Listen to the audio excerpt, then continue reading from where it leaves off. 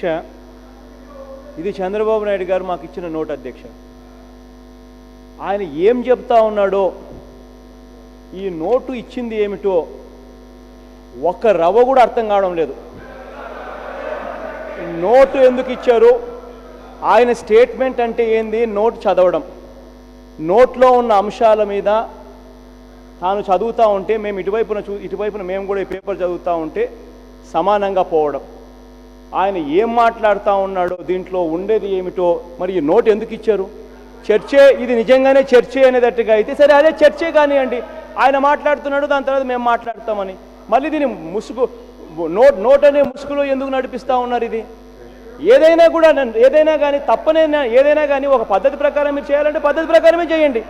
లేదు నోట్ పక్కన పెట్టేద్దామంటే నోట్ పక్కన పెట్టేది. ఎందుకంటే ఈ నోట్ మాకు ఇవ్వడం ఎందుకండి? ఈ నోట్లో ఉన్న అంశాలు ఏదైనా ఆయన చెప్తా ఉన్నాడా?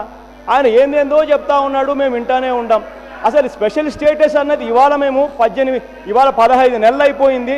ఇవాళ స్పెషల్ స్టేటస్ మీద మాట్లాడండి, స్పెషల్ స్టేటస్ మీద ఏం చేయబోతున్నారో చెప్పండి అని మేము అడుగుతూ ఉంటే ఆయన ఏందేదో గతంలోకి వెళ్ళి ఏమేమో జరిగింది, ఏమేమో చేసింది, ఎవరేం చేసినారు అని ఏందేందో చెప్తా ఉన్నారు. అప్పుడు ఏం జరిగింది, ఏం చేశారు అన్న సంగతి ప్రజలందరికీ తెలుసు. ఇప్పుడు కూడా నోటు కన్ఫైన్ అయితే బాగుంటుంది అధ్యక్ష. ఈ నోటు వాళ్ళే ఇచ్చారు, మేము ఇచ్చిన నోటు కాదు ఇది. నోటు మీరే ఇచ్చారు. మీరు ఇచ్చిన ఈ నోటుకు మీరు కన్ఫైన్ అయితే కన్నా నోటుకు అర్థం ఉంది, స్టేట్మెంట్ అనే అన్న పదానికి అర్థం ఉంది, లేదా స్టేట్మెంట్ అనే పదానికి అర్థమే ఉండదు అధ్యక్ష.